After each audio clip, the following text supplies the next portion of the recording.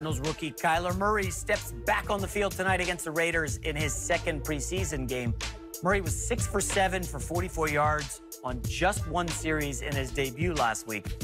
Cardinals GM Steve Keim obviously thinks highly of the rookie, taking him #1 overall and trading away the previous year's 10th overall pick, Josh Rosen.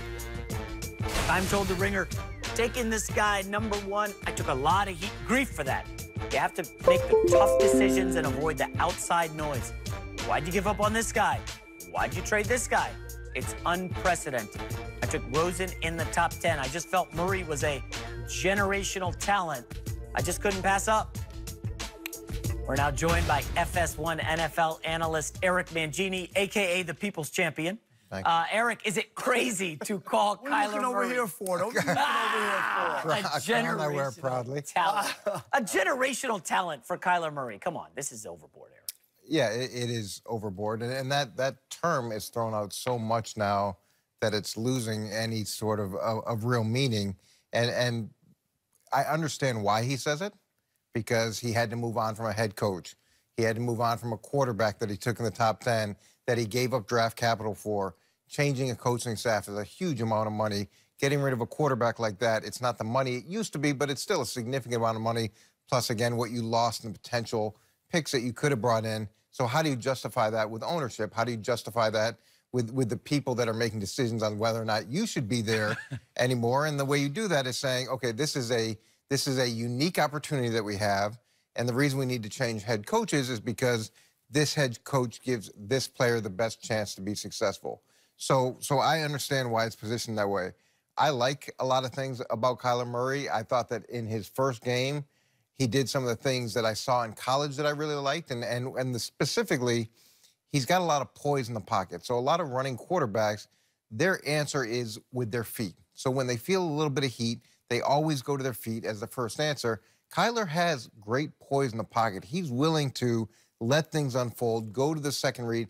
To me, that part I really like about him. What don't you like? I like the fact that, well, there's a difference between I like something about a guy and he's a generational talent. So what is a generational talent anyways? Is that once every 10 years, once every 12 years? And what is Tom Brady then? Is he like what generation does he apply to? Millennial talent, right? You know, so yeah, there are things that he did really positively in this first game.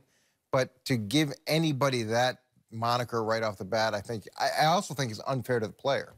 That was the other part we're going to ask is he's putting all of that because Steve Keim, this is his job. This is not only just with the Cardinals, but if this goes south, probably he'll never get another opportunity to be a GM again because of all the mistakes that have lined up. So he has to be all in, put all the chips in, tell everybody so that if it does work out, he'll be able to beat on his chest and say, see, I knew what I was doing and whatnot. But it does add added pressure to Kyler Murray that he has to live up to this tag, especially on a bad team with not the greatest offensive line. And what if he struggles? We saw Josh Rosen couldn't even, really struggle because the team wasn't good. When you say things like that, there is a selfish element to that. You're saying it for you. You're not saying it for the player, because when you add expectations to players, and look, he's already got expectations because he's #1 overall draft pick, but you don't have to add to that pressure. And it's the same thing you're seeing in Cleveland. They keep adding the pressure, the expectations, and those things don't help. Expectations, that's real, and that has a real effect on your opponent. That has a real effect on the way that you evaluate performances, and to add pressure to situations instead of take it off a young guy, to me, is not the greatest decision. Yeah, he is a generational talent. I'm going to stick with Keim here. Go ahead and stick with it. I am, because what I've seen out of this young man tells me nothing otherwise, period. Like, you mean 17 college starts? You can say 17 college starts all you want, but in those starts, when I've seen him perform, he has produced at a high magnitude and a high level. And I get it. Everyone wants to say it's going to put pressure on the player. But let me tell you from a player's perspective, when you have an endorsement like that from your general manager, from your head coach, from your ownership, from upstairs, as we like to look at it, in the locker room, you love that. I love that because now I can just be me. I don't have to, whether I live up to that or not, that's not pressure on me. You said it, I didn't say it. I'm gonna be who I am. Fans don't look at it like that. I'm not talking about fans. I'm talking about the player because he's the one that has to go out there. So for Kyler Murray, so if he throws 3 picks in his first game and is awful, you can't tell me that fans aren't going to look and go, wait a minute. I thought you told me he was generational. That's not going to come down on the player? No, it's one game. No.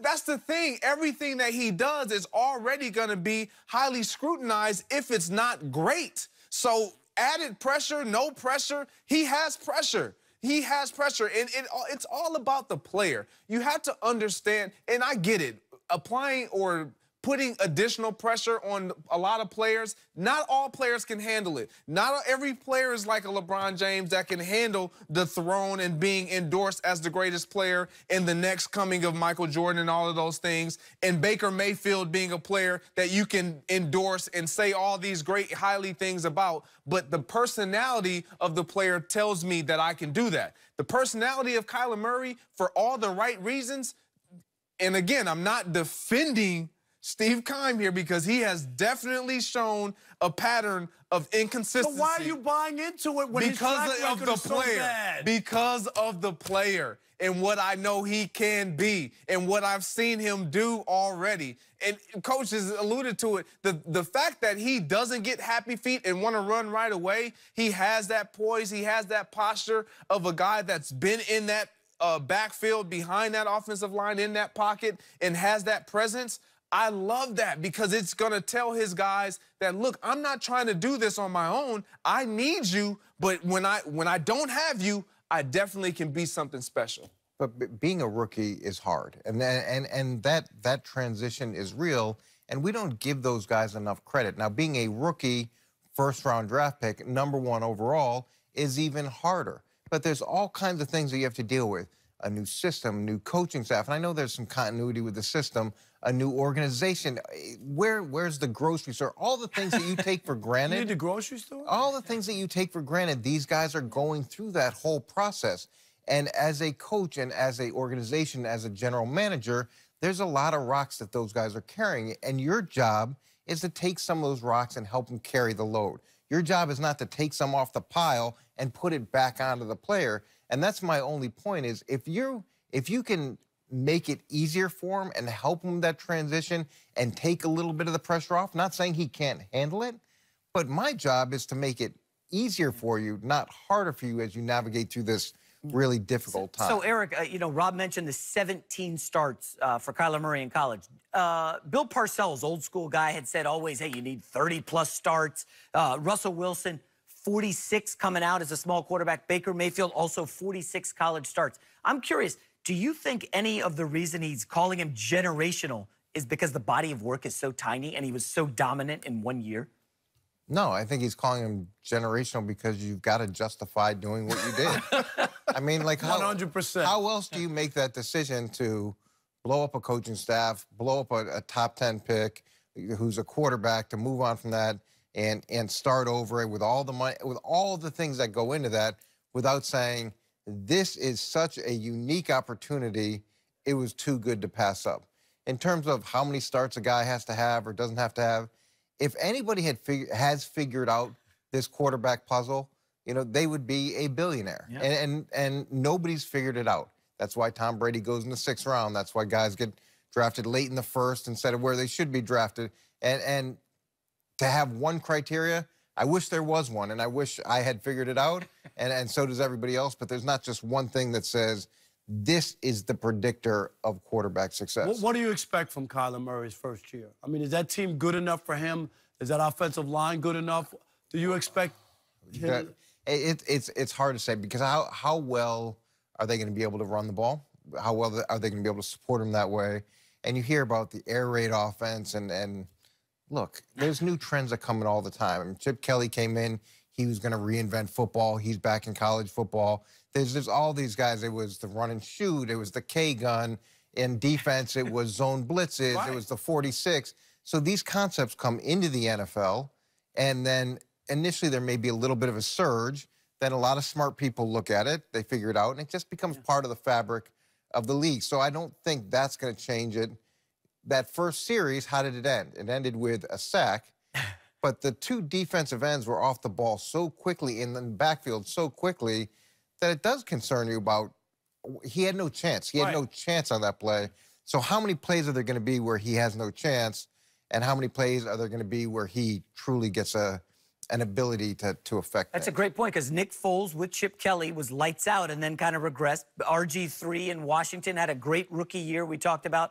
But as the expectations go for the Cardinals, I mean, if they do win 3 games, you know, what are we to make of Kyler Murray? Given Jared Goff was, I believe, 0-7 with the Rams, has rebounded fine. He was awful. But guess what? Jared Goff got a new coach. I don't think Kingsbury's getting booted in 1 year. No, but when you do what you did and you make the statements that you make, is 3 wins the bar? If you're the owner of the Cardinals, what's your bar? When you've spent a lot of money, you've done a lot of things to put yourself in this position. When you met in the offseason and you decided to go this route, I'm sure there was some criteria set as to we need to hit these benchmarks. We need to win 7 games now, or whatever it is. Now, look, the really good owners in my mind have benchmarks that are outside of just wins, because you've got to be able to look at, are we improving? Yes. They may not have enough, but are we improving? The growth. Are the players improving? Is the team improving? So if you're willing to look at growth and have that patience, that has value as well. I agree with that 100%. I have kids, and I tell them all the time, with even their sports, if I don't see growth and I see wins, I'm still a little airy about the situation. But if I see growth and I don't see wins, I'm more prone to stick with something because there's growth. Anytime there's growth, you can work with it. And in this situation, yeah, a lot of pressure is going to be put on Kyler Murray because this is a bad football team. And it's been a bad football team for some time now, specifically surrounding the quarterback position. And so when you remove a guy like Josh Rosen and you already have a very poor offensive line, I could see why this is so appealing. Kyler Murray, obviously with Cliff Kingsbury and knowing the system works, but you feel like, well, he can make the offensive line better, or he can at least show that the offensive line isn't as bad or isn't as weak, or kind of put a Band-Aid on it, if you will, because of his escapability, but yet his ability to extend plays and still look down the field and make special things happen. That's why you make a move like this. Only way I'll push back on the growth thing, and that sounds good and in a perfect world, but that's not where we are. Pro sports has a short menu. It's wins and losses, and if you don't win enough, you're going to get fired. I don't care who you are. I don't care. That's what it's about, because you're trying to sell tickets. There's all kinds of stuff that goes in it financially. There are no more 5-year plans. There used to be, Eric, where people say, okay, we got 5 years, we'll draft our quarterback, we'll do this, we'll do that. No, if you don't win in a couple of years, you got to get somebody else. Rob, there is this element of, and you sit with owners and they want you to cook a turkey, but they want you to cook it in a microwave, okay? But if you want to build an organization that has the ability to compete for a championship year in and year out, it's not easy, and it takes continuity, and the great organizations have continuity, and the ones that have continuity prey on all the other organizations that are constantly transitioning and getting rid of good players, and you know, they're throwing out a bunch of really good players, so those established places just bring them in, and are constantly have a competitive edge. So there has to be, and most owners are successful businessmen, there has to be a global vision of what the team is going to look like. So if you just say, you got to win in 1 year, oh, okay, you're probably going to be... I didn't say 1 year, but... Well, you're pretty much a 1 year guy, right? I was going to ask you, how does a turkey taste in a microwave? I'm sure you've done it. Yeah, it tastes exactly how you'd think it would taste, Rob. And as culinary an expert as you are, it tastes probably how you think it tastes. It almost sounds like he's talking about your Patriots there, the great organization. Oh, please, with stop the it. global They went 10 view. years without winning. Everybody acts like they've won every year. Eric, we'll give you the final word on Rob Parker bashing the Patriots. Look, we've been through this now. This is like a beat down on a treadmill, you know? What? It just keeps going and going. And I'll be back tomorrow. Just Is that right? Thank you. All right, we'll Coach. tie it up and send you home. Thanks a lot. We will see you tomorrow, indeed. Are the Cowboys' issues too much to overcome? Former All-Pro Kyle Turley